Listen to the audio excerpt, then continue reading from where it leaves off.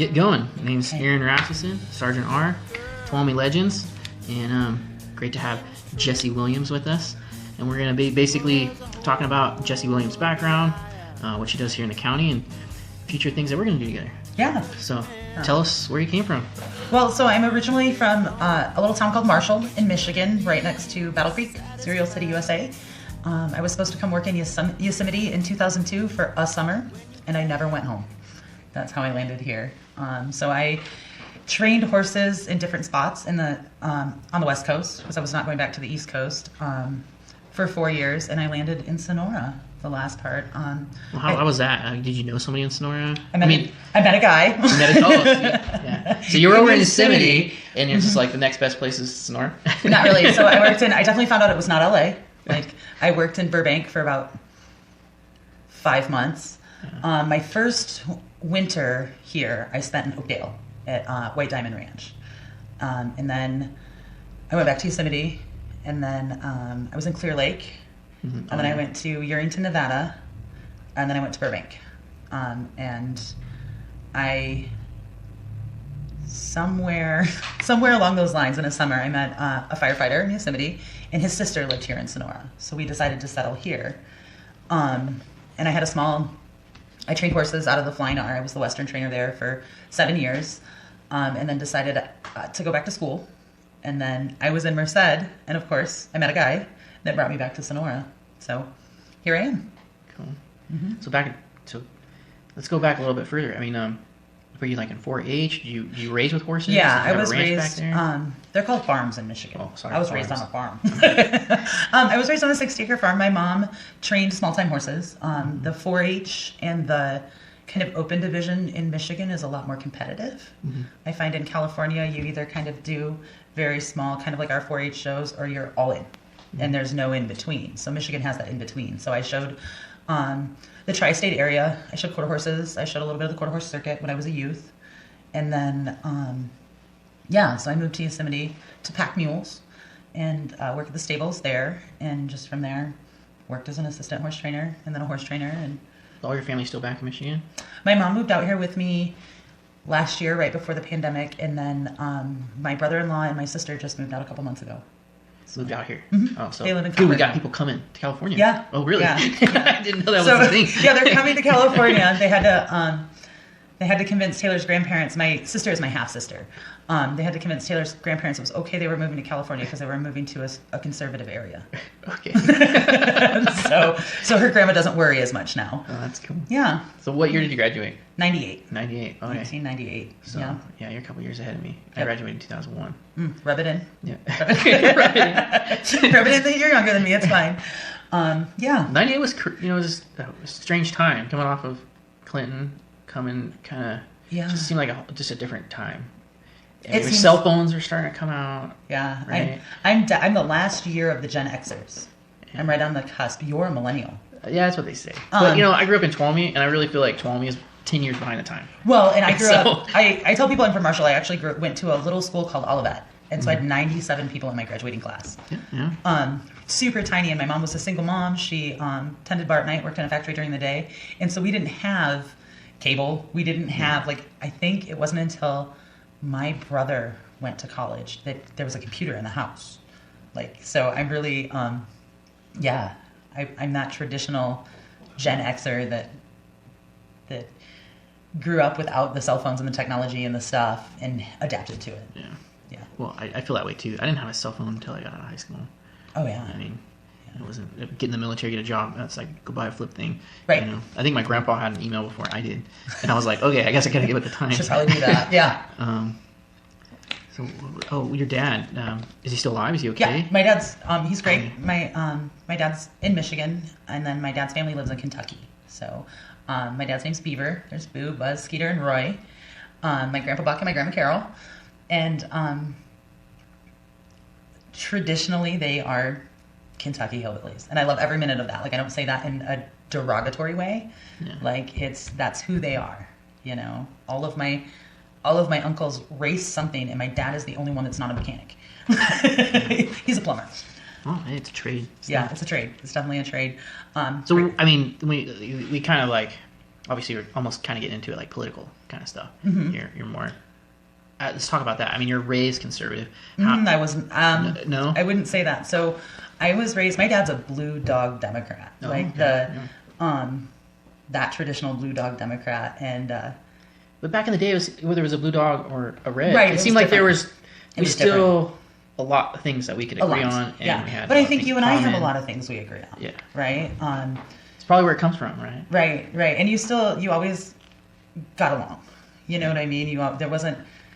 I don't feel like until the Obama administration was there, like, oh my God, those are evil Democrats, and oh my God, those are evil conservatives. And we'll talk about that. Talk about your life as 2020, 2002. You come out here, right? So then, how things progress? So when I graduated high school, I was the only kid that was like, I want to be a lobbyist. Really? I wanted to be a lobbyist. But you're training horses. I'm training horses. It's kind of a long, when you're 18, everything changes. But yeah, I was a political science major, and then I dropped out of college to get my real estate license at 19. So did you go to college back? Yeah, I went to Kellogg Community College. I think you probably said that already. And then after college, you just came out here? Nope, I sold real estate for a couple of years in Michigan, and kind of had a midlife crisis at 21, and was like, oh my God, what am I doing? And my oldest stepbrother, who love him to death, is like the definition of a tree-hugging hippie. Both of my stepbrothers are. They're wonderful people. He taught mapping at Humboldt College. But he was working in Yosemite at the time at the high camps, and he was like, what are you going to do? And I literally had a martini in my hand. I was in a business suit. I was like, I don't know. He's like, you should come work in Yosemite. And I looked at him and was like, what am I going to do in the woods? Yeah. And he was just like, well, you're going to work at the stables, naturally. And it just seemed like the thing to do. And I mean, real estate, you said, were you a realtor or just working in the office? Nope, I was real estate. At 19, I was Michigan's youngest real estate agent for 6 months. And then somebody else took my title. That's pretty young to be. Yeah, I was very young. I wasn't old enough to drink yet. I'm just going to turn this off just so we don't get interrupted any way possible. Sorry about that. That's fine. Yeah, so that's kind of how I ventured out here. And then I wasn't politically active. I was living in the woods, right, in a tent. I was working on ranches. Like a lot of time, cable TV and being connected to the outside world wasn't anything. And I think when Occupy started was when I started to Occupy Wall Street, isn't it? Yeah, the Occupy Wall Street. When was that? That was about Obama, right? 2007, 2008? It was right after the crash. Yeah, so it came in, and it really, so my political drive comes from helping the middle class, My dad's a big union guy. He will proudly tell you he went to jail twice protesting right to work laws, and he's super happy about it. And I thought that's where I got my activism from. Come to find out, my great aunt helped unionize the paper mills in Battle Creek, Michigan. So it's a lineage that isn't much talked about. My grandfather was a Blue Dog Democrat. Worked in the paper mills. He was a foreman, but he was also a Korean War vet. He took actually 2 bullets to the head, Purple Heart, and they skimmed through. And he would never talk about war. Yeah. And as he got older, I don't really know if he got dementia or he just pretended he had dementia because he thought he was hilarious. But as we were going into Iraq, he would just point at the TV and say, they don't know what they do. Mm-hmm. And he would leave. And so I wouldn't say he was an anti-war guy, but he cared about our vets enough to not want to make new ones. Totally. Does that make sense? Oh, yeah. Oh, yeah. And so my grandfather was the greatest man in my life. And that left a deep impression on me. Yeah. And I think that gives me, I don't want to say that gives me my liberal leanings, but when it comes to war, I will always support our vets. I think that we should take care of the ones we have at home before we make new ones. Before we're everywhere in the world with our hand in the pot, and so that's a deep drive of mine. And then the middle class, the wealth divide in our country that's growing. Before we were doing the interview, we were discussing how the homelessness is growing so much everywhere. We see it here in Tuolumne County, we see it in San Francisco, and we see that financial divide. Not just Tuolumne, not just San Francisco. It's also in Michigan. Everywhere. It's in Michigan. It's Marshall was a very suburban town, a very white collar. All the CEOs from Post and Kellogg's lived there, and so it was always incredibly charming. And we never had. I don't remember. I'm sure we did, but it wasn't seen. We didn't have the homeless problem. We didn't have the drug problem. We didn't have those issues. And when I went home 2 years ago, there were people panhandling in my hometown. And I remember looking at my mom and being like, there's panhandlers here. Like, what's happening? What about demographics? Do you remember different ethnicities, backgrounds growing up? No. No. It was our... So it's like purely, like, really white. You didn't even have one black guy? White. Yeah, we did. I worked at UPS also when I was 18 because that would cover my health insurance, and then I didn't have to buy it. I loaded a truck for a driver named Micah Hardiman, who was a black man from Battle Creek. And Battle Creek had a ghetto. It was called the Post Edition. And Micah grew up in the Post Edition, and he looked at me one day, and we would always laugh. There was a fountain in Marshall, this beautiful fountain, turned colors at night, and this circle that you go around. And Micah would always tell me that black people didn't go past that fountain. It's not. That was a thing, and I've never... It didn't hit me until then, right? I was like 18, 19, and I was like, what are you talking about? Yeah. You know what I mean? Like, what do you mean they don't? Like, you never felt that animosity, and now I look back at it, I'm like, oh, yeah, I remember. Yeah. You know, it was very, very white. I think the one in Olivet, the town next to Marshall that I went to high school in, our one black student was literally the Ethiopian foreign exchange student. Literally. So I grew up in a very not diverse community where, you know, during... harvest season, people... I don't know if that should be an indicator of anything. Like, it wasn't diverse up here either, and my dad, we'd watch Jeffersons, we'd watch, you know, a lot of black shows, and he never once threw down the N-word or anything like that. Oh, yeah. But we never... Well, there was not anybody to converse with, you know, in that regard.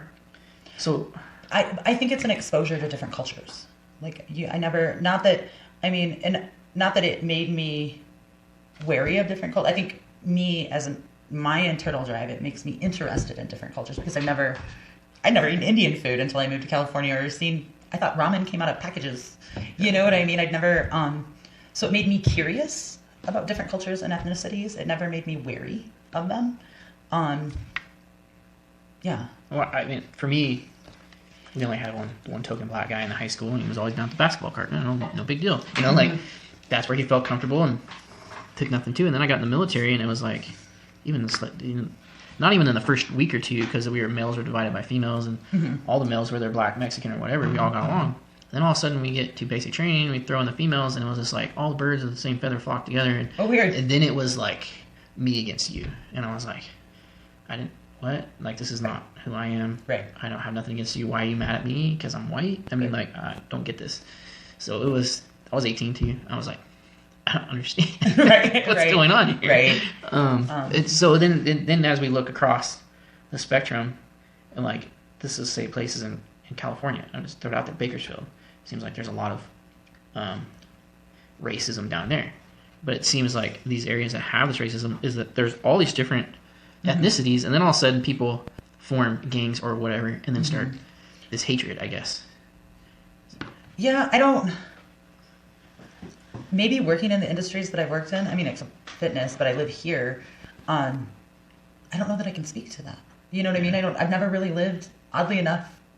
This is it? Like Michigan and here? Yeah, I've always worked on ranches. You said you went to the West Coast. I mean, did you go to New York? Did you visit some places? No. Like, I've never lived in a big city. No. I lived in Sacramento for a hot minute and was like, oh, it's a melting pot, right? And it wasn't even the melting pot. It was like, my neighbors are too close. People are like, loud. I could see in your house. Like, right. I was like, it's people-y here. It's people-y. I don't do that. Like, I gotta go. I need my spot.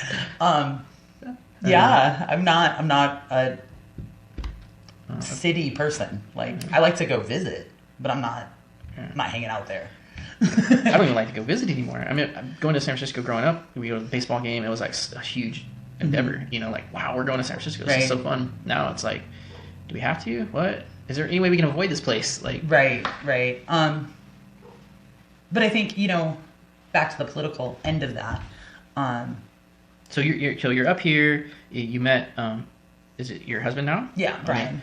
And you last I think we really talked about was you working at Yosemite, Burbank, and then did you finally get settled up here? I got settled, and even in Burbank though, I stayed with people that I worked for, and we went to the equestrian facility and back. And I never I did not venture into LA. I was like, it's people-y again. You know, even the Burbank Equestrian Center was people-y. There were a lot, and I was just a little overwhelmed. And then here I lived in Oakdale for a hot minute when I worked at, but yeah. So then what did you start doing up here? Well, I trained up here, horses. And then when I went back to school, again, in Merced, that was really people-y. When I came back, I've tended bar a lot. That's always my intern, like, oh, I'm going to build a business. I'm going to get a bartending job to go with it. AOC. This is how it starts, right? right. I'm missing she's got an econ degree. She's actually incredibly intelligent. That's not me. But yeah, I totally built my training business in Ted and the Rawhide when it was the Rawhide and rough. Yeah. I was like, oh, this is not how we act in Michigan. What do you think the roughness stopped? I know the 80s growing up was rough in town in Sonora, but I was kind of out of it in the 90s, not paying attention. So I was at the Rawhide when I worked in Oakdale, so that would have been 02, 03, and then I came back in 07. And it wasn't, then it was like kids wanting to live up to their parents' legends, you know what I mean? They just wanted to go to the Rawhide and fight. Oh, yeah.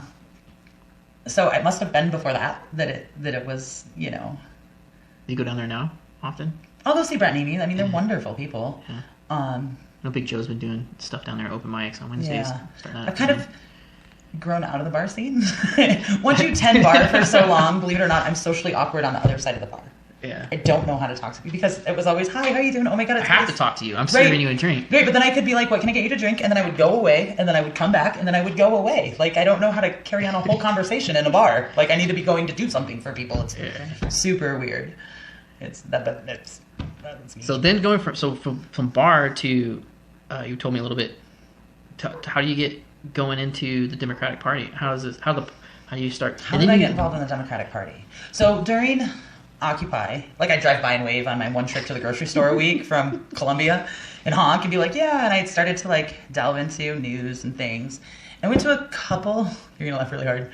I went to a couple of the Democratic Club meetings and was like, I'm the youngest person here by 20 years. What is happening? You know what I mean? What's going on? These aren't my people. And it really, we're gonna get some deep political, somebody's gonna be mad at me here in a hot minute.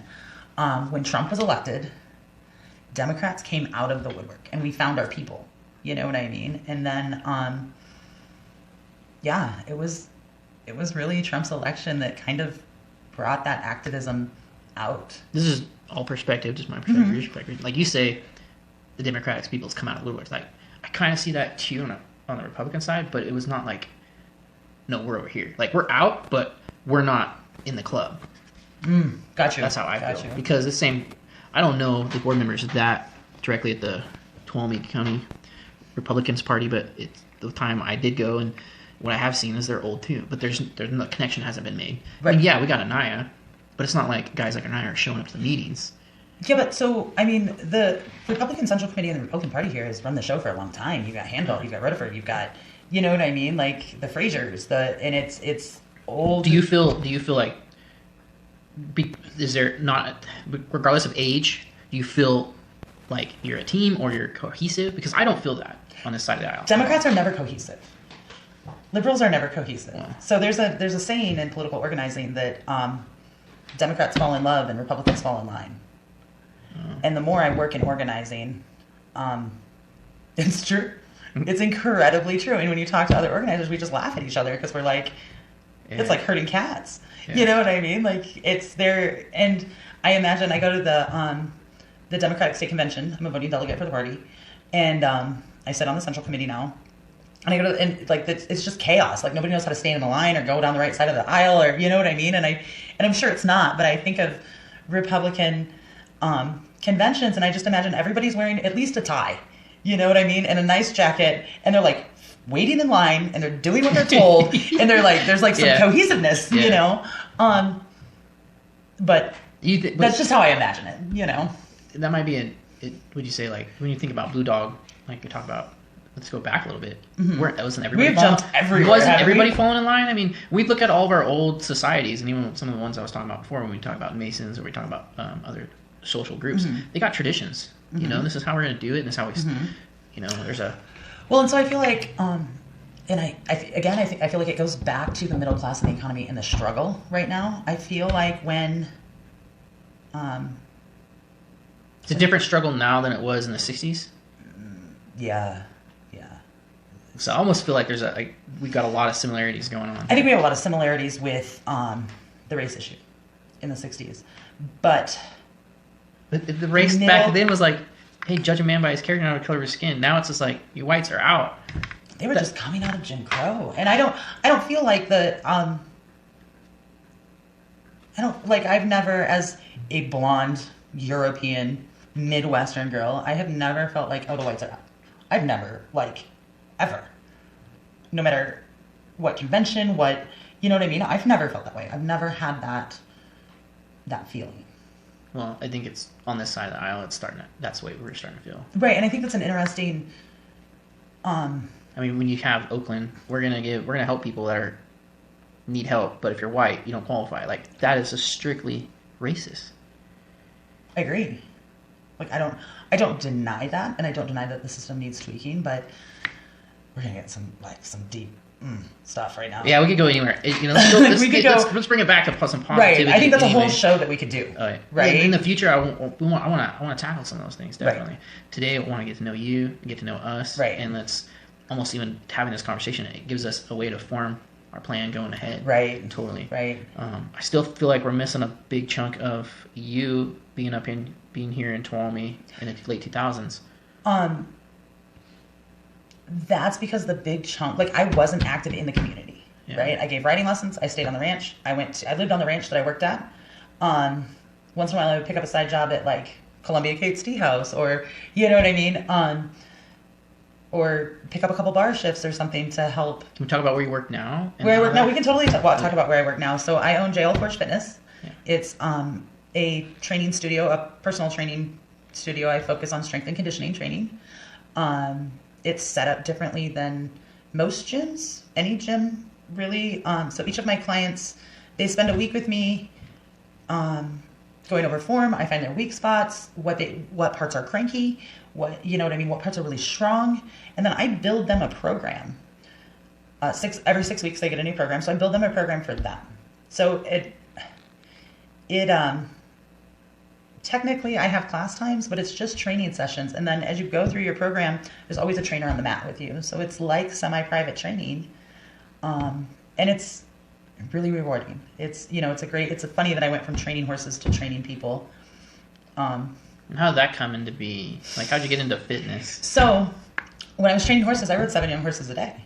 And I was in my 20s. And I could eat whatever I wanted, right? And I openly admit that I probably lived on caffeine and nicotine most of the time, and some pizza and a burger. And then I went back to school. I wasn't physically active, and I gained a bunch of weight. So I started working out at a local gym that's not here anymore, called the Junkyard Training Center. And the owner then, from being somebody who taught and somebody who looked at joint movement in a horse, when you go to show a horse, there's certain things you need. I just naturally would help people. Hey, if you do this or you do that. And the owner at the time was like, you'd be a really great trainer. And I literally looked at myself, right? Overweight. I was like, I have never looked like Barbie, and I have never looked like a personal trainer. And she's like, no, it's great. So I got my personal training cert, my Strong First certification. And then when she closed, Leanne Hatler and I opened a business together for 5 years. And then we just recently went our own ways. Pretty mutually, that we just had different visions of what we wanted to do. I kept the physical gym location, and she started a new one, and here I am. Your husband's still firefighter, or was a firefighter? No. My husband's a bartender. Okay. And during the pandemic, when the bars shut down, he started working construction. Okay. So for a buddy of his, So, I was engaged to it. Now we messed up. So I was brought here by a firefighter. Okay. That went south. Okay. Left to go to Merced, met another guy here on rodeo weekend coming back to visit. Got married. Cool.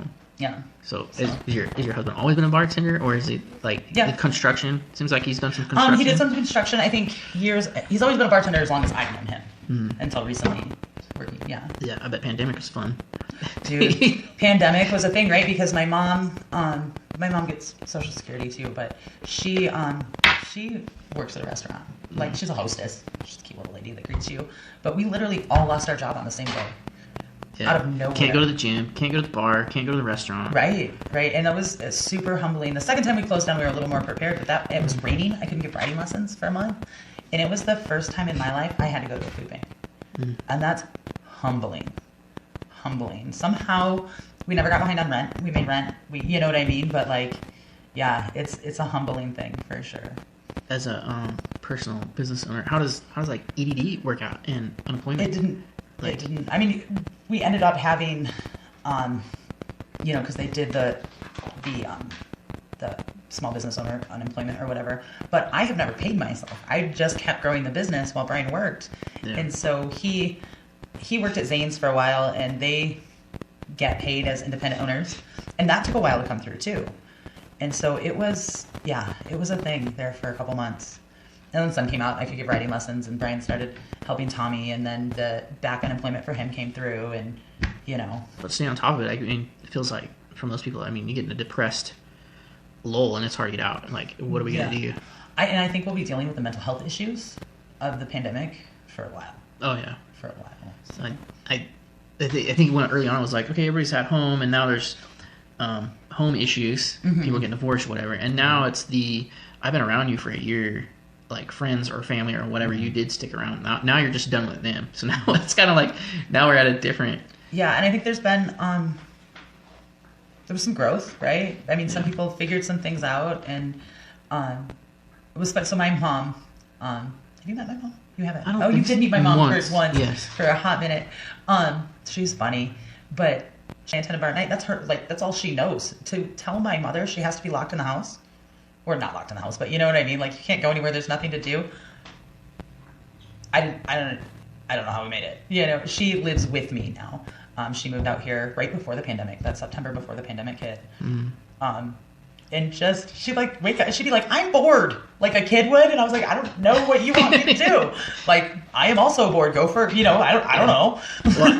Well, let's talk about what the personal effects, or how we approach it personally. Like me, from day one, the weekend they closed everything down, I'm getting ready to do a donkey basketball fundraiser. Oh yeah. For the Jubilee, and that gets all shut down. And it feels like I've been fighting the pandemic in a way of like, I don't want to wear your mask, I don't want your vaccine, I want to like live my life, leave me alone.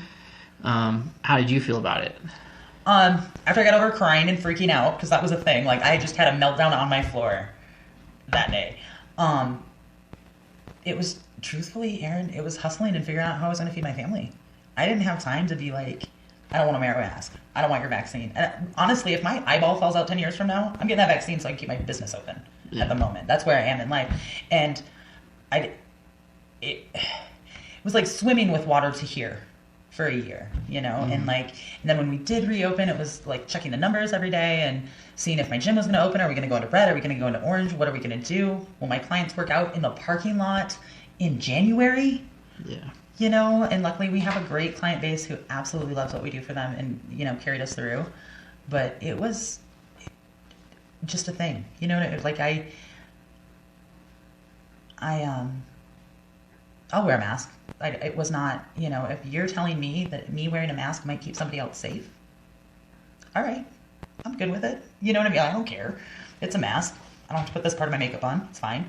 For me, I've got 2 nurses immediately in my family. I'm married to one, and my mother-in-law is one. And so they'll tell you it's pointless to a certain extent, but they can't openly do that.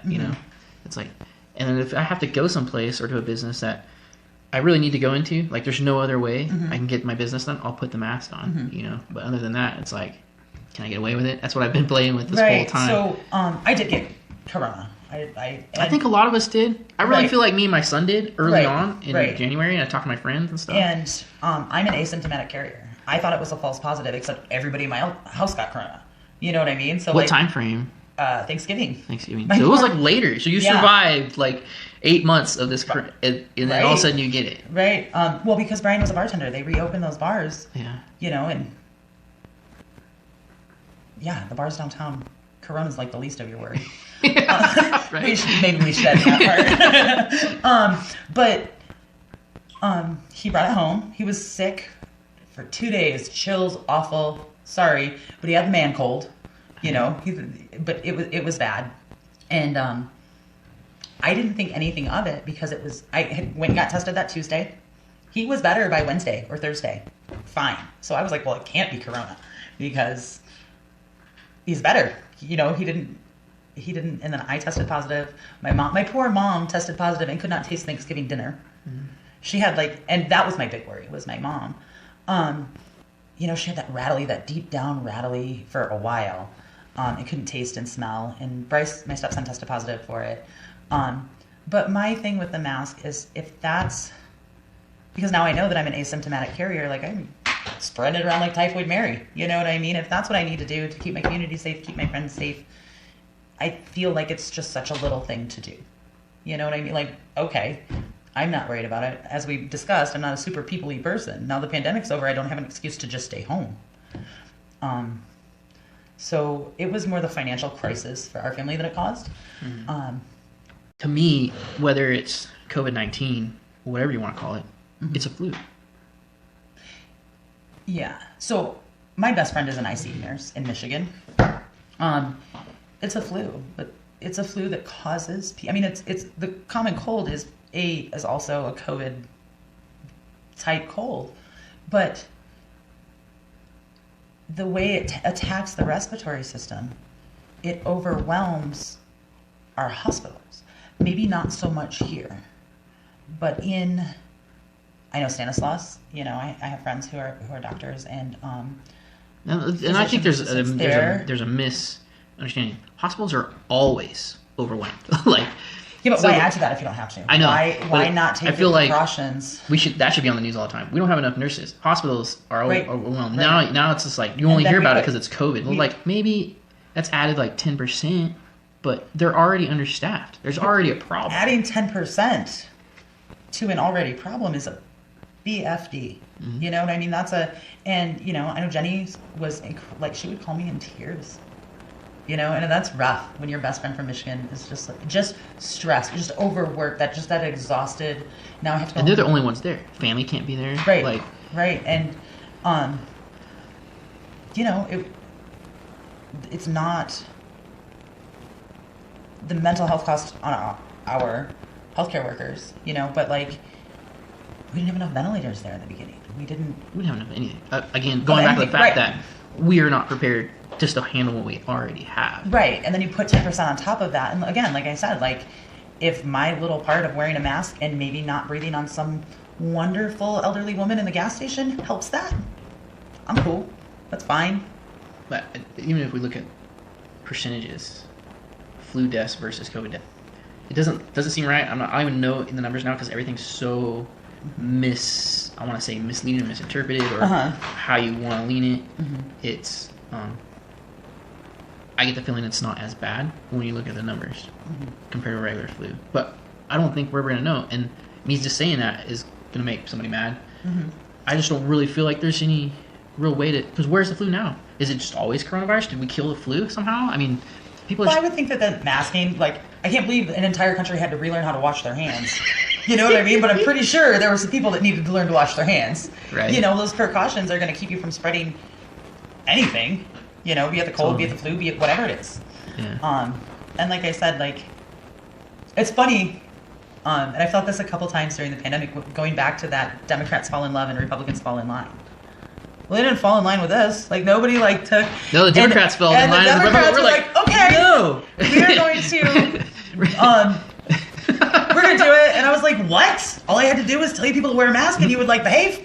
But, yeah, I sat back on my porch a couple times and just really belly laughed to myself about that. I was like, oh, okay. That's super interesting. People are funny. Sociology is funny. The way they work in tribes. I was, military background. I kind of looked at this. My last unit was chemical and biological nuclear warfare, detection and stuff. And so a lot of classes I'm focusing on that.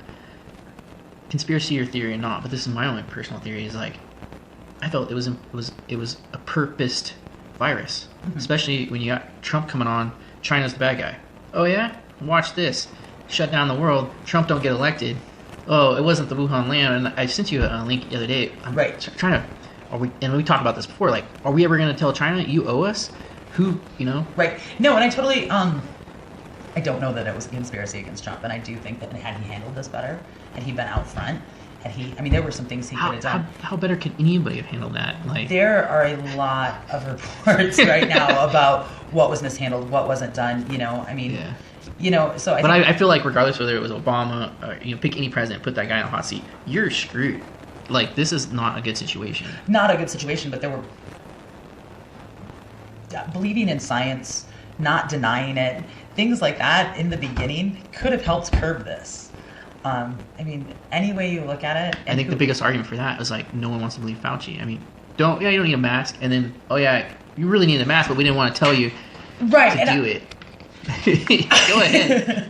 I totally get that. That as it developed, mask, no mask, 2 masks, whatever, like as that developed, it was confusing.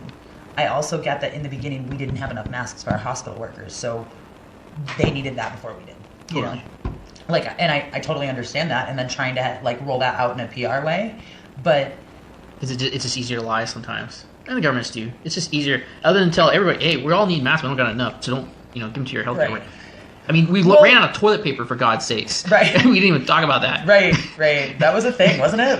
Totally. The great toilet paper shortage of 2020. Right, but we found out that if we told Americans, if you do this thing to help keep each other safe, they wouldn't do it. So I don't think if we said, you need a mask, but the healthcare workers need it first, I don't know that anybody would have given a shit. Yeah. You know what I mean? And that's a sad statement to say out loud, but it really, But at the same time, as a government, should just be honest, and the government can control the supply chain and be like, we're gonna be honest with you, and we're gonna confiscate all the masks and make sure that medical people get it first, because we know you guys are just gonna go out there and buy them all out and be crazy. Right. I mean, I'm not gonna deny that. Quarterback again, in here. There was a better way to handle that. Yeah. I mean, there was totally a better way to handle that. And I remember the first narratives coming out was like, and I see it every time we get a new president. It's the last president's fault. Obama left us with nothing. I'm like, I'm sure Bush left them with nothing too, and I'm sure Clinton left them with nothing as well. Right. When are we all gonna own up to this? Well, and I mean, there's a lot of owning up on all sides that needs to happen. Don't get me wrong, but the beginning of that pandemic was, I mean, 2 weeks. 2 weeks. It was just going to be 2 weeks. And remember, it was only going to be 12 people. 500,000 deaths later. Would you say 500,000? Mm-hmm. Yeah, I want to argue that one too. Like, I want to almost knock it down to 10%, 50,000. But see, that's where we're coming from.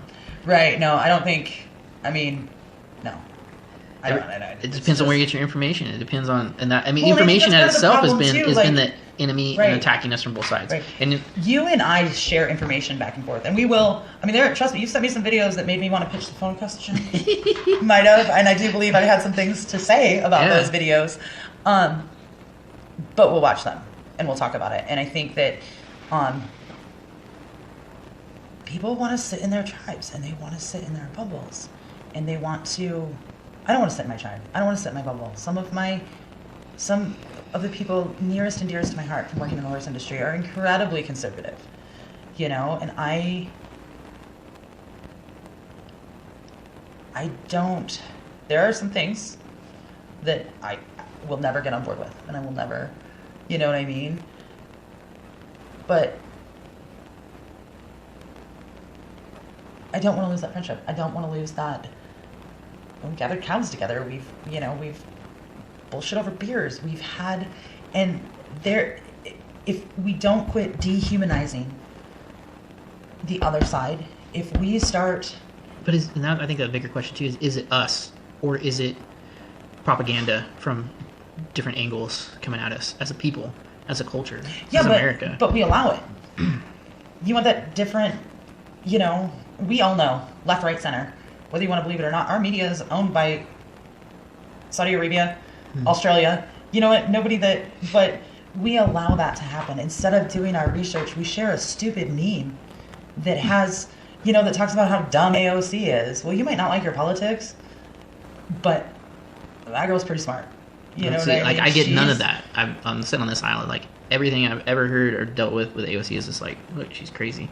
Like, right. I don't know anything positive to say about her. She graduated top of her class, with an econ degree. A lot of her, if it's not clipped and cut, a lot of what she has to say is about the middle class. Well, I think that can be said. We all say stupid things. Right. everywhere. And we're going to clip and cut just the stupidity. If you quoted anything from me from my 20s, you've got some stuff, right? But or before 8 o'clock in the morning, before I have all my coffee. But and we missed, like, politics has turned into personalities. You know what I mean? It's a cult, even especially on the left with the Bernies. Like, I'm kind of a policy wonk. I'm really, like, I want to get into the details about how this policy's unintended consequences hurt people, how its intended consequences hurt people, how it helped. You know what I mean? Like, if we started sitting down and breaking down policy and how that works, instead of following politicians like celebrities, like, whenever that started, that's when things started to get weird, right? Like, well, I think Obama, and let's try to bring it back, it's local, but Obama's BlackBerry. Like, whoa, he's got a BlackBerry. Right. Okay. First young president kind of hit to what's going on.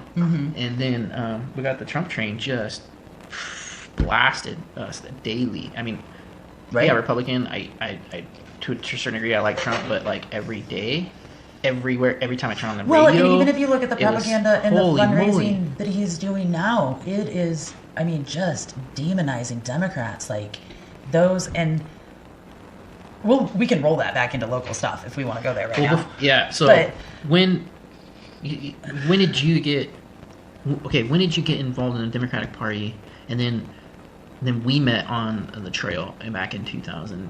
How did we meet? I got involved when Trump was elected, like, and even though it was, so you want to know the truth? Bryce was 7. He went to school in Patterson. He had these giant, my stepson, these giant blue eyes. Trump was elected. I was watching the news, and he crawled in my lap, and he said, "Jess, is he going to send all my friends away?" They were brown. And I had a chill run up my spine like I have never had before. And I was like, nobody, right? First, we live in California, that's not gonna happen. But secondly, like, I'm gonna work to do what I can. And so I got involved, and then my heart and my passions took me to the local level. Like, you're not gonna fix. What are you gonna do? What is a county of 52,000 people? How are they gonna affect the national scene? But you know what you can do? You can fight for library funding. You can fight for better roads. You can fight for better water, to make sure we're safe, better fire. For those watching that don't know, I work for David Golden. And those are all non-party line issues. They're not, and they should never be party line issues. I worked for David Goldenberg's campaign, and I. That's probably where we started getting together. You started before that. Because I remember like meeting you then, or right before that. Right before and that. And then I got hell for that period of time. You got hell. Well, because I let Goldenberg came and he's like, "Hey, I want to visit VHB. You want to do something?" I'm like, "Hey, you want to do up a blurb? I'll put you on Facebook. Anybody can come and visit." And Darren did the same thing. And then next thing you know, I'm getting heat like, "Why are you letting these guys talk? Are you promoting? If you're a nonprofit?" Like, I did not. I put what the letter they sent to me, and then I posted it. If you wanted to send a letter, you wanted to communicate to veterans, you could have done the same thing. Right. But this whole like, you're the bad guy. I'm building this wall. You like the whole. Okay, we're gonna break it down. We're taking it back local real fast. Like the whole newspaper ads run against Tuolumne County Indivisible as like a Marxist organization taking over. That's a whole nother level of like. That was a level of what. Like, well, you gotta give some background. Like I know, looking from the outside in, I know conversation I had with you, Jaren. Please explain. Oh, so you're kind of like the center in that mess. So I'm the president, which is funny, of Tuolumne County Indivisible. So it is a group that came together right after Trump. What were you? So it came right out after Trump. The whole Indivisible guideline came out right after Trump, and all these little tiny groups formed. The Indivisible guideline was a guideline that Obama staffers wrote. So they're not that socialist if they're Obama staffers. Let's start there. But this is how the Tea Party took over the Republican Party from Congress. You know what I mean? This is how it worked. These were the steps. This is what the Tea Party did. So if you want pushback on your member of Congress, this is how it works. If you want them to feel the pressure, this is how it works. So all these little groups formed. And I think all the little groups, it was just a guide on it. There wasn't a national group then. There wasn't anything. You get this information from who? online. Okay. Right? Like your Democratic online friends or And, whatever? I'm sure, like, yeah, left-leaning online friends were like, check So this this guy out. invisible thing is not... I guess at first it seemed local, but then it was like, no, it's everywhere. Like, what's going... And then... There are thousands of indivisible groups. And then people realized that they needed... Why would they call themselves indivisible? It's just like, break down the minimal stuff here before we get big. Like, why? Who came up with that name? Or is that an Obama thing? That was the staffers that wrote the Indivisible Guide. That's what they called it. So then they realized after these groups were formed, they needed to do a larger umbrella, right? And... Political PAC kind of thing? It isn't even a PAC. It's a... Like, they have a national... I guess it would be a national... If you joined... So here's the funny thing. Those ads that were run were like, oh, they're a wing of the National Indivisible and they're doing this and they support Black Lives Matter and blah, blah, blah, blah. Yes, I support the general guise of Black Lives Matter. We've never given money to that foundation. We didn't do the big rally downtown. We did a really cute little candlelight vigil the Monday before because there was a pandemic and I didn't think we needed hundreds of people, thousands of people downtown. And so anyway, these little groups all form all across the country, and they're all kind of doing their own left-leaning-ish thing. There are some incredibly, like, I don't want to say incredibly conservative because but like that traditional conservative, like Joe Scarborough, and I'm trying to think of people that, Steve Schmidt kind of conservatives that have indivisible groups. But it's really just low-level, get involved in politics. It's just low-level activism. Yeah. It's not... Just like the Tea Party or Right. Let's Patriot Party, whatever you want to call it. We don't take marching orders from anybody. Like, and I mean, really, it was formed to put pressure on your member of Congress. And then all of a sudden, like, we realized there were things that needed to be changed here in Tuolumne County. Not a socialist takeover, not a Marxist. I'm a business owner. You know what I mean? I'm as capitalist as the next person. But finding ways to support our local community, and then to have that website made. Okay, yeah. So let's. Did you have your own website? I did, but I hadn't updated it. So there was a legitimate your website. Yeah, .org. And then all of a sudden, I really feel like, I mean, I can drop some names, but I feel like there was somebody in the Republican local committee was like, we're gonna make a fake website. Well, so the first website that came out was that Keep Tuolumne County Safe website, and it was all about how Indivisible was bad and how Jaron Brandon and David Goldenberg are these secret socialist plots, and how Matt Hawkins, the conservative, little bit hillbilly, love you Matt, little bit hillbilly, I can say that, mayor of Sonora was in on this socialist plot, right? Because we had endorsed these candidates, because they were people that were working to do good things and not just give pats on the backs to the good old boys in this community. Exactly. So right? I mean, let's just stop right there and focus on that. This is, I feel like, where the mud started flying. Like, we've taken it to a whole nother level. Whole level. Because we're going to target all these good, people. decent individuals that want to help our community, and we're just going to... They're the target, because they're not falling in line with us. Right, because the whole Republicans fall in line, kind of thing. Well, and here's the thing. The Republican Party, the Conservative Party, has had control of this county forever, and Democrats did not organize well. They didn't know... They were, like, scared to come out in public. Right? Yeah, the Democratic Party's just there. They know they can't win. Not but then, doing a lot. At the same time, the Republican Party... It's kind of like going to a game overconfident. Yeah. And then all of a sudden, they realized that there were people that organized. There were people that volunteered to knock on doors. And that's really, in local elections, knocking on doors, talking to people about what their issues are. Not talking to people about who you're voting for president. Not talking to people and scaring them. You know what I mean? But being like, Dave is a perfect example. David Goldenberg. His fire background, if you have not met him yet, he is a numbers wonk like anybody else. Like, our budget is in deep trouble. He's a numbers guy, to a point that would drive somebody that worked on his campaign crazy. But he's a number, and that was what we felt the community needed. And the people that worked for him needed. Because the guys 10 years before this have just been running everything into the ground. Right. And it's just, they don't care. They're just there to position, and it's great. Right. And look at me. But like, yeah, don't look at what I oversaw. Right. And so the blowback from whoever that came from, right? Like, I also have my ideas of who that came from, but the blowback from who that came from was to make this scary website that this Tuolumne County Indivisible group had a secret socialist plot to take over Tuolumne County. I mean, it's a far stretch, but I mean, sitting on this other side and be like, okay, there's invisible people popping up everywhere. No different than, hey, there's Tea Party people popping up everywhere. Right. Like, Tea Party's trying to take over. Right. Ground roots people. Right. Opposite version here. Right. But let's blow it out of proportion. Let's blow it out of proportion. Then they ran ads. And then somebody along the way made up a fake website that said Tuolumne Indivisible. And they used pictures from the Black Lives Matter rally in Minnesota. Like the pictures that were on that website were from the Midwest, not even a Western state. Like, come on, grab Portland or something. You know what I mean? It wasn't even from that. And then tied us to the and like I said, totally support the Black Lives Matter fundamental thought, right? Like I'm not a... I think there's some fundamentals I can get on board with too. Right?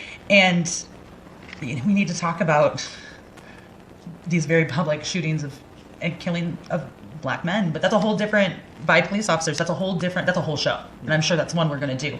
But tying us with that, and all of a sudden people were saying that I was the head of Antifa.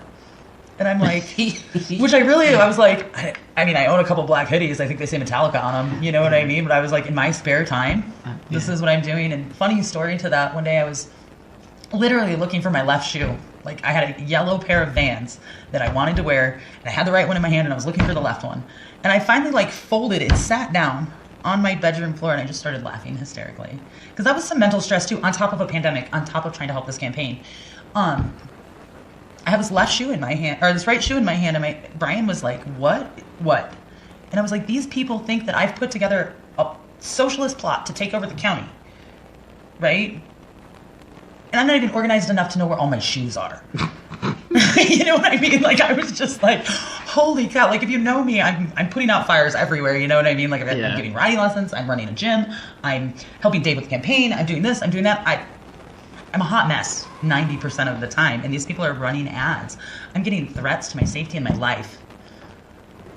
I don't even know where my left shoe is. My left Van that I want to go with this outfit. It was a thing. It was a thing. And I have friends that work in the county building, and certain high-level people approached them and were like, oh, do you know that she's a socialist? And they're like, what? No, she's my trainer. Let's talk about what fake propaganda looks like on a local level. That's not cool in a work environment. Straight off. Let's just let's talk about that first of all. I think this is...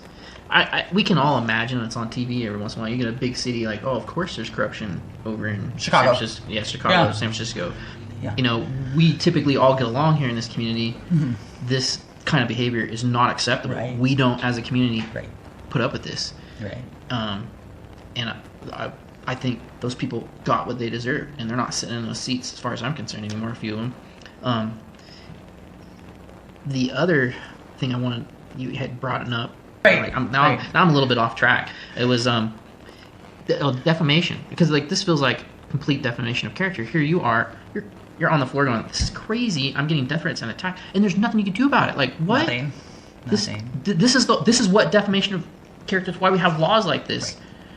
Right. And we can't fight it. You know, we're against the fact checkers now. Right. They're going to determine what defamation of character is. And I definitely thought about it for a hot minute, right? Where I'm not gonna lie, there was a moment where I was like, I'm gonna nail these assholes to the floor. You know what I mean? I'm gonna find somebody, but the money it would have cost, the time it would have taken, and I had a goal, right? And it's so funny. They know that too, right? Right. Oh, they totally know that. They're like, oh, she owns a small business. She gives writing lessons on the side. Who cares? And what's funny is certain people's wives, certain people that were running and promoting those ads know me as a human. I buy fudge from their wife, bought fudge from their wife, and that they were still willing to run with it. They knew exactly who I was. Mm. And the most heartbreaking part of all of that was watching people who know me not care and be willing to run those. I was just like, oh my... And funny story, like we had said, my husband's a bartender. People would talk crap about me online and not realize that I was Brian's wife that you sat next to at the bar and chitty-chatted with. But I'm a scary socialist and I should be dealt with? Are you kidding me? It was... Wow. It was... Whether it's texting, email, Facebook, everybody has, their ego or their whatever's inflated, 10%. Right. Get somebody... when I'm at my most angry at any time, we're going to talk in person. Mm-hmm. God forbid I meet you, mm-hmm. because... I'm that honest. Mm-hmm. Like, Yeah. I'll see you sometime, and we're gonna have a talk. Yeah, but I mean, it's just, I don't know. It is what it is. I get trolled online from certain people, and I'm like, cool, could you talk to those people and ask them to run an ad for me again? Because it went really well for you. Yeah, you know what I mean? Like, you can call me names all you want in public, but thank God, the majority of the county saw what that was. Yeah, and we were so pigeonholed, right? That I really was kind of scared what was going on, and I'm glad things panned out the way they would. I'm glad I'm not supervisor. I mean, that's the best thing that could ever happen to me. Because I look at my counterpart and I like, yeah, this is super fun. Like, doesn't matter who's in the chair. This is all bad. Right, you're under fire, and there are a lot of things like that have come down the pike, right? That have come from that are left for this new board to deal with, that were in the works. I called poor Matt. I called Matt Hawkins not long ago. They're putting a new development in the city limits of Sonora. And they're like promoting this. It's going to help the housing crisis. They're putting 7 $300,000 homes. They start at $350 or whatever on up. Poor Matt gets that, the brunt of it. When I'm like, the median income in Tuolumne County is $47,000 a year. Yep. That's 7 homes that the median person can't afford is going to help this housing crisis. Even Habitat for Humanity, all the homes they're putting in, the same deal. Like, you're trying to provide a home for people that can't afford it. They just got a higher interest rate that they can't afford. Like, right. Helping somebody's here's the keys, live and flourish. Right. Well, and I get having. No, I don't get it. Right? I mean, like, I'm trying to be like, well, you gotta. I mean, housing is probably one of the big. I mean, if it was the top 3, it's got to be one of the top 3 problems in our county, right? It's the top problem. I'll go with the top problem. You can't, young people, so we're dying, right? Yeah. We are a community of retired people. Sorry. We're dying. Our population is shrinking. You can't attract young families if young families can't find a place to live, employment that affords them a house. Yeah. I noticed yesterday on Facebook, the mill, Sierra Pacific, they put up a booth down in Oakdale. How bad does it have to be when you have to recruit workers out of the county when we have people in this county that need work? Right. I know it's a tough place to work, but a weird thing with the pandemic, I don't know what it's like in upper tier jobs, higher income jobs. Restaurants can't find help. I have quite a few friends that own restaurants. I don't go to restaurants anymore. I mean, I'm still like, I feel like one thing we can keep from pandemics is like, just don't go, because between the service, the food, it's so hit or miss. Yeah. And part of that is, like, Brian went and found a different job than bartending, so they had to fire. You know what I mean? But like, everybody's having a hard time finding employees right now, and I don't understand that, because even with the $300 extra a month or a week, it doesn't make no sense. And if you're a waitress, you're getting like $250 unemployment. So say you're making $550, like you're gonna make more money going back to work. Totally. You know what I mean? And so I'm like, but have they cut back their gas costs? Have they cut back something else? Probably. Just like, but I'm just like, I don't understand. I'm so confused about.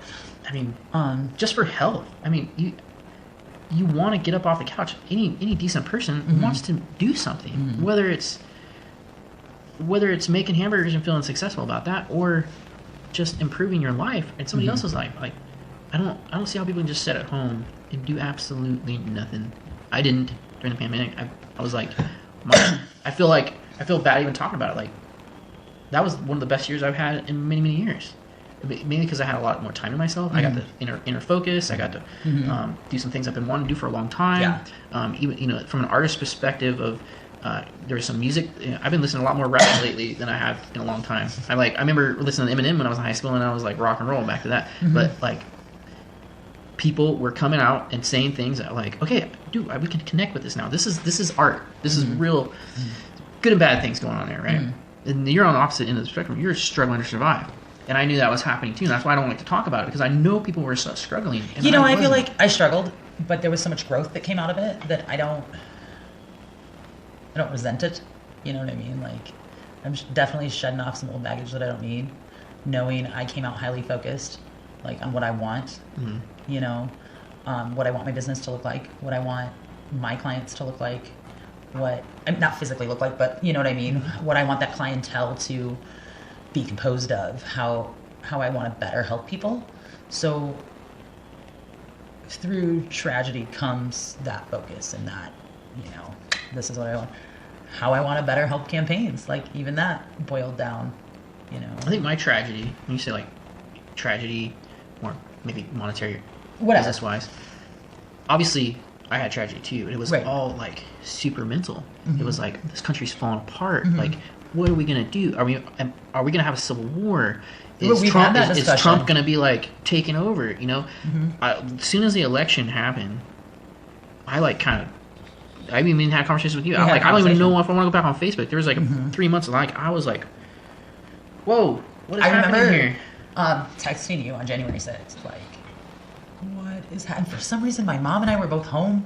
I can't remember if we were on what was happening, but like, we had every TV in the house on a different news channel. Exactly, me too. Right, and we were running. You can literally run a house in a circle in my house, right? And we were running from bedroom to living room, and like couldn't.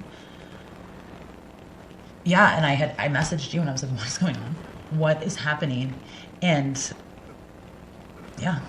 Different. I mean, it was a conundrum of different perspectives that I saw. But I think it brought conversations like these. It brought, you know, it's made me want to define and helped me define what my political ethos is. You know what I mean? Like, I really look on, words get slung now, you know, liberal, progressive, socialist, Marxist, you know, neo-national. Like, people don't have a solid definition for what that means anymore. So if I don't have a solid definition for what progressive means to me, how do I figure out how to work toward what I want? You know what I mean? So I have this, I have a better focus of what I want to see happen, especially locally, maybe at the congressional level, for this area. Yeah. You know what? That's ultimately we can only affect this area. I love It's the only place we can fight for. And we have so much. There's so much you can do in your local community with a grassroots effort. You know what I mean? Totally. And because, you know, if you want to have a conversation with your supervisor about library funding, you're going to run into him on the street. You know what I mean? He has to look you in the eye. And that right, left, center, it doesn't matter. They still have to look you in the eye. They still have to see your children. They still have to do those things. And I think people miss that so much when they're like, oh, well, local, I don't vote, because I'm like, don't vote for president. I don't care what you do for that. Right. But vote for your TUD board. Don't you pay a water bill? I pay a water bill. I don't pay. My landlords pay my water bill. But you know what I mean? It always amazes me how politically uneducated the American people are in general. You know, what do you mean you don't vote because you don't have a say? You have a say on who's deciding on road funding, and I'm tired of hitting that pothole. Totally. You know what I mean? I mean, you want to talk about I'm a former mechanic. Yeah. I'm like, every time I hit a pothole, every time I have to stop at someone put up another, light, like those are brakes, those are shocks, those are wear and tear on the vehicle. There's a reason why we like to have good roads. Our taxpayers' money it comes back to us. Right. And the fact that we don't have to spend repair costs on our vehicles all day long. Yeah. But I never thought that because I wanted library funding. That was like my driver, right? Like, I was like, I just want library funding. I don't know if you know or if you've looked into it. They've tried to privatize, in past Board of Supervisors, have tried to privatize our libraries. Oh, no, I've not heard of that one. Yeah. And my big thing was library funding. Like, that's, like, Jaron, David, everybody heard about it. I mean, it's step one, keep the library open. But step two, it's like, get your kid down and start to read, or just read to your kid at home every night, whatever it is. Let's make that something that our taxes do go to, right? Like, I'm okay with that. And to think that my passion for making sure that we have funding for libraries would get me on a slanderous website and have ads run against me as a Marxist in Antifa, which I was like, wow, like, I don't know if you people know or not, but I'm not really good at starting a fire. I'm that person. Like, I will die of frostbite if I have to have a real wood fire stove in my house. It was amazing to me, right? Like, this is what I get for wanting library funding, for to me, wanting accountability in our... Seeing that, and just seeing the little bit that I got when I was running, the little bit of backlash, because I didn't get a lot. Mm-hmm. I was in line, but not. I'm like, hey, I'm in line, but this is the line I'm in. So just, you know. I'm in line, but I understand 3 steps over here in line. Exactly. Yeah. It's bad. I don't want to ever run again. I don't want to get into politics. I don't. There's just this whole... I'm in politics right now, just having this... We're having this conversation, but this right. is conversation. You're kind of elbows deep in politics, whether you like it or not. Yeah. At this point. But at the same time, it comes from... I believe that we touch base on... I want to affect my community. Right. I love my community. Right. I love my roads. I love my hall. Right. I love my fields. And if this is what I have to do to make sure they're taken care of, I guess this is where I am. Right. And I constantly... 15 years of veteran services and doing a lot of different projects. I feel like there's a part of me... I could sit on this hill, take care of everything I want to do here, and make sure everything in my family is perfect. But that doesn't make a community. Well, it doesn't. And so part of being my disconnected versus connected, right. and finding that balance. Right. And part of my thing about building it, because I could go to the gym, I could stay at home. Like I told you, I'm not super people-y. I could do all of those things and not care. But what kind of community does that leave for my stepson? What kind of community does that leave for your kids? Yeah, that's great. Like if you want them to be hermits on a hill. But I don't want that for Bryce. You know, I want him to be able to go to have a community and know. I grew up in that Midwestern, suburban, not really suburban farmland, but we were a community. You know, when our football team went to state, there were McDonald's closed, first of all, and there were literally signs down the highway that said, last person out of town, turn the lights off. We all went. We all supported each other. We all, you know, and you can't do that right now. You know, like Matt and I laugh often now about what happened locally you know, that we're like, oh, ha ha ha, part of the socialist takeover is, you know, having lasagna. Local celebrity. It's a legend now. Right. We're on Tuolumne Legends. This is a legend that happened. You know, like having lasagna at Chelsea's house with all of Matt and Chelsea's house with all his kids running around. We have, you know, jokes like that a lot. But even to him, it's about building community. It's about having a community that his kids can grow up in and feeling that support, no matter how you vote. You know, I never thought that those people that I was organizing against were horrible humans until what happened, and they supported it. It was never, we're humans. We have bad people on both sides. We do have bad people on both. Like, let's not pretend, and I will never pretend that the left, everything on the left is amazing. You get farther left, and like I want to start handing out aluminum foil hats, man. Like, come on. Well, this thing over here, you know. Like... You know, same thing. You know, like I'm just like, wow. How do we get there? And how do you get to? Again, I think a lot of it has. And we want to go down the aluminum foil thing, and we're talking about. It goes back to information. Well, just like you said earlier, like, why do I want to vote? I don't want to vote. Like, they're so disconnected in any sense of the way of making an impact. I mean, at the very minimal impact you can have on the community is to vote locally.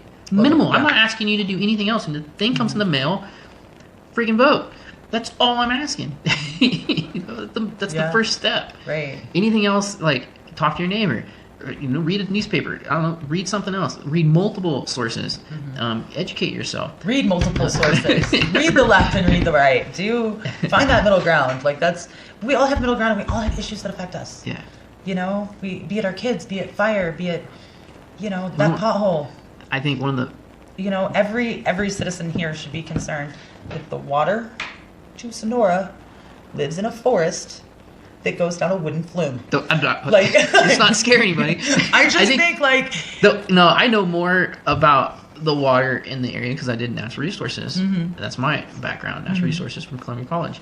And it's like, the wooden water flume you're talking about is the least of my concerns. Right? And like, I've seen it, like, you know, and I'm like, that's it? That's not okay. Like, I'm not sure, but holy crap. Yeah. You know, it's almost a talk. I've seen the water reports and I've seen the stuff and it's like, but you kind of have to go to to walk. You have get to the walk, go to the know. right places, get the right information from the right people. But we're getting into an area of like where I see environmental politics in our county start to take play because we are a tourist county, and there's certain things we don't want known public. People aren't going to come and drink our water. I feel like we could maybe charge ticket prices for people to just be amazed at that wooden flume in the middle of a forest. There's a reason why the water truck, and this ticks me off to no end, that I see this water truck, and it comes through like 2 or 3 times a day through Tuolumne, and it goes out to Basin Creek, and gets the water above us, and then they take it back to the valley and they sell it. Some property owner, I don't know if they're paying taxes on it. It was in the news a few years back, but it's still happening every day. But you know what? Why don't you just go down to Maloney's, take the water out of there? Right? Exactly. This is exactly my point, right? They know, and it ticks me off to no end. Right. Small community, we could love it, but at the same time, we have these. They can be bad, like you just said, like the indivisible thing or the propaganda. We're a small community. It's either we're gonna support each other or we're gonna completely tear each other down in so many different ways, and it's easier because we see each other on the streets. You know, boycotting. If I wanted to boycott a business just by on this podcast or on my Facebook connections, I could cost a business thousands of dollars, very, very easily. But you have to look that person in the eye. It's different than that's what I keep. You know, we went through in the Indivisible group. So we have a Facebook page. Somehow we have like 20 active volunteers that do things, and then we have a Facebook page with like 400 people on it, right? And so we went through this like they wanted to make a list of these bad businesses, and I was like, yo, we can't do that. You know what I mean? And brown coats are coming next. You know what I mean? I was like, well, it wasn't even. I was like, we don't live in San Francisco. You have to look at that person. You have to. You can't do like if you are super awful. You know what I mean? And you're totally. I don't know. But at the same time, that even these local businesses, they help me. I know I can think of one particular local business. I'm not going to name them, but I know they don't have the same type of moral values as me. But I support them. I love them. They do great work, and I send everybody to them because they're awesome individuals. I don't really care how they vote. I know they vote different, but they're awesome individuals. They're a great business. You tell me later so I can make sure I totally.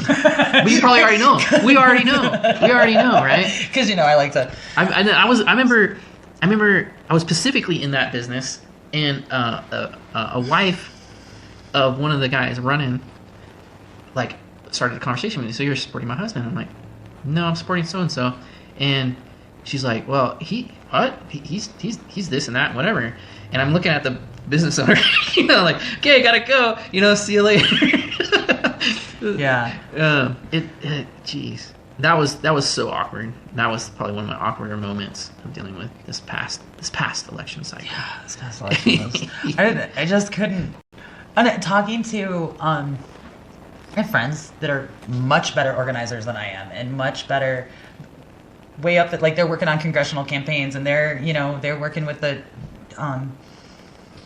with statewide projects and things, and I was like, did you like sent them the link and was like, what do I do? And they're like, you should probably just laugh and maybe send them a thank you note. But in the moment it doesn't feel like that. In the moment it's like, oh my god, this is tragic. And I mean, there was awful things online, about my safety. My mother lives with me, right? So if you're talking about breaking into my house, like, was it you that I talked to? And I was like, you better tell them that this liberal likes guns. Don't break into my house. I'm definitely a Second Amendment Democrat. That's one thing I think the pandemic, good, bad, or indifferent, depending on what side of the gun aisle argument you want to be on. Like, the gun argument disappeared. Like, all year. It did. Because, you know what? Everybody was buying them. No matter blue, red, white, whatever. I don't know that I know. I mean, I know firsthand a lot of people, first-time buyers. I know a couple things are coming out. Liberals, but more for reasons like I did that got their concealed carry. Oh yeah. And we pondered it and talked about it. I wish everybody could conceal carry. I wish, because that just makes for a politer society. It really does. So that's what, like, I guess I think you should be polite because that is your ethos, and not because you're afraid that your buddy's going to shoot you. You know what I mean? Like, in the sense of like, just don't get out of line. Like, well, yeah, but it brings it to a whole nother level. Hey, I get it. It brings it to a level. That's for sure. I always laugh because I get a lot of, oh, you're a Democrat, you want to take our guns away, and I'm like, do you beat your wife? Yeah. No, I don't want your gun then. Are you on heavily psychotropic drugs? I don't really want your gun then. There are common sense gun laws, and we do have to not just talk about addressing the mental health issue that goes with guns and the I'm sorry, this is gonna, but like that defining your masculinity. Like there are people, probably not you, don't be offended. There are people that define their masculinity with how big their gun is, which I'm sure they're making up for other things. Or how big their truck is, or you know what I mean. But that it's deeply rooted in our society. The male, yeah, and there has to be a balance. We talk about gun stuff. There has to be a balance, and what has happened is like a balance to me is like education.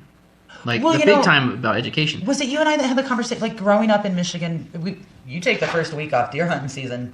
You know what I mean? But like off of school and off of work. Everybody's promoting, like your parents should be promoting safety. The schools are promoting safety. There's shooting, things at school. Is there still like can you take that's safety? The point. Okay, that's the point. There isn't. That's that where I was education. going with that. Like, we can't even talk about guns at school. Don't even like make something. Don't even like joke about it. Right. I was here. You said 2002, so you weren't here when we had a big thing at Somerville. So Columbine happens. Mm-hmm. I have one too. What happened? Columbine, I believe, was 99. I hope I'm getting the date right. It was April 99. Maybe. Yeah, it was right around. I have to Google it. But the following April, the following year, some kids were joking at our school, and I knew them. I knew some of them. Anybody that went to Somerville High School knew them. Started joking that they're gonna do something to the school, like with guns and knives. I think it was mainly swords and axes. Mm-hmm. It was just stupid. Blew out of complete proportion. Mm-hmm. These kids get ran out and they end up suing, and they didn't make a lot of money, but because it was just all hogwash. But again, it comes back to it's part of the Bill of Rights. We're going to teach freedom of speech in the schools. We've got to teach the Second Amendment too. There's a respect, there's a level, mm-hmm. and we've gotten away with that for so many years of like we're just going to take it completely out. Mm-hmm. And now we're pushing back. Now we got more gun violence, or we have this. I mean, I really feel like can be a correlation to be made that we're not going to talk about it, and then we're going to deal with discipline in so many different ways that aren't a whole nother conversation. Like I really feel like kids should be able to punch it out sometimes. Like it gets it over. Now you can't punch it out, and now I'm just going to go get my dad's gun, and then it's gotten to an escalated level because we haven't been able to deal with it in an educated way, in any sort of way. Right. At ground zero. I get the education. So it's like the pendulum swings. Yeah, Can we just keep the pendulum at the same spot? Let's less swinging. Stop. Yeah, hunter safety was a thing in high school. I'm not that old. I'm not like a boomer. It's like talking about it. You gotta learn how to cook. Right, you gotta learn how to use that thing. Right. It was a thing, and like, I don't know. I just feel the education and like understanding that that's a tool. Yeah. Right. That's a tool that you should know how to use. That you should practice. You should hone your skill. But there's still that. And then with hunting comes like, yeah, I shot an animal. But if you don't have remorse for what's happening in this situation, right, then we got a problem. Right, right. You need everything I've always personally killed and ate. Like, hey, it sucks I have to do this, but it's a human thing that we need to exercise and understand. Like, so when that kid goes to school with a gun, he never had an experience of what things die and what the impact emotional and how it hurts at just a little level of just fishing, for God's sakes. I completely agree with that. But I feel like there are some basic common sense gun laws that don't take away your right to, the average person's right to have a gun. You know what I mean? Like, but it never stops, and I think this is the argument.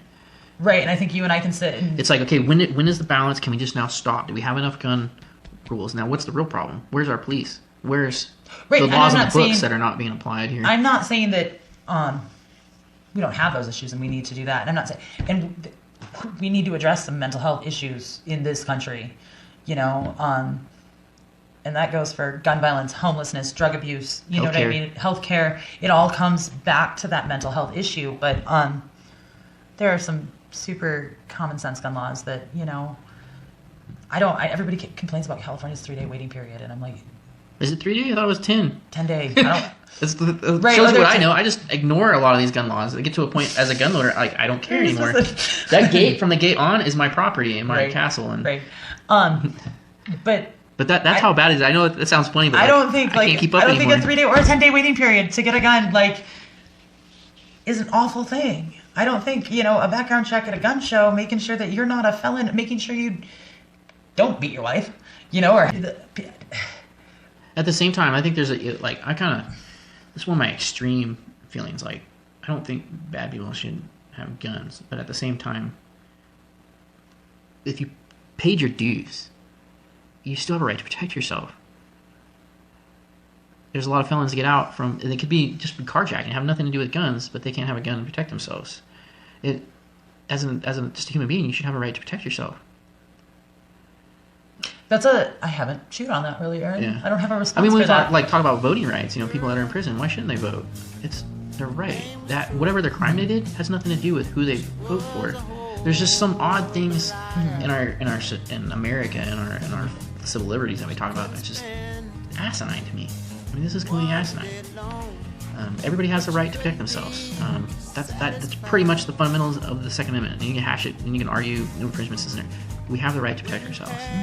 And part of that right, unfortunately, the main thing is to protect ourselves from governments that don't listen to us anymore. I look at that, and I mean, I understand the having a gun to protect yourself from the government, but they have drones and tanks like that.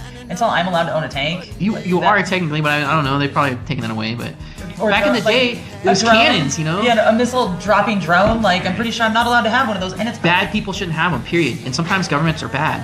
But I mean, even bad governments shouldn't have them. That's all. Obama shouldn't have it. Trump shouldn't have it. Okay, and like we can just bomb anybody we want. No, that in a drone. There's just a human world. We're one we're one people, a bunch of animals on a rock. We just don't do that, okay? Right, I totally get it, but I'm just saying, like, until I'm allowed to own a missile-dropping drone, like, I'm no good with a rifle defending myself against the government. Like, that, out the window. Like, that argument doesn't work. Well, I think it should be something that's talked about, whether we talk about it now or some other time. I think, I don't know how long you want to talk. I mean, we talk about a lot of different things. What time is it? We can continue on. Or just try to focus wrapping up. It's 1:30 right now. 1:26. Yeah. So we're getting into a whole bunch of big things. Rambling. No one's gonna want to watch us because we just ramble on a bunch of shit. Yeah. So future, especially I want to lean on you a lot when it comes to politics, and maybe come up focus on ideas or maybe shows we should specifically talk about. Maybe this conversation might have we might need a topic totally. Be we need to. This is a perfect example of how we can go different ways, go from local to national and stuff like that. I did want to say something about Jaron. When I looked at Jaron's campaign, probably the best well-ran campaign I've ever seen in my entire life, whether it's national or local. And this is a good point. He stepped to the fact that, hey, I'm local. I'm only going to talk about local issues. Yeah, he had to. And he did great. And so, yeah, we need to focus on local issues. And then see how the national stuff comes in going forward. But I think things like guns, are incredibly local to a rural community. Totally. Right? And so there does come this point where all politics are local, right? So we need to... I don't know how we know. I don't know how you keep my ADHD brain from rambling down the rabbit hole. You and me both, and this is probably part of the problem. But ultimately, Tuolumne Legends, I want to obviously hit on things that are legendary to Tuolumne, whether it's history, current events, or what's happening in Tuolumne. And part of where we're gonna, I want us to work on during our podcast is local politics. See if we can get some local, whether it's local politicians, local business owners, or heavy hitters, movers, whatever. Let's get them in the seat. Let's go back and forth from our perspective. I think we're obviously, I'm more conservative, whatever that means anymore. Progressive. I'm rolling with the. I wanted to say I was progressive.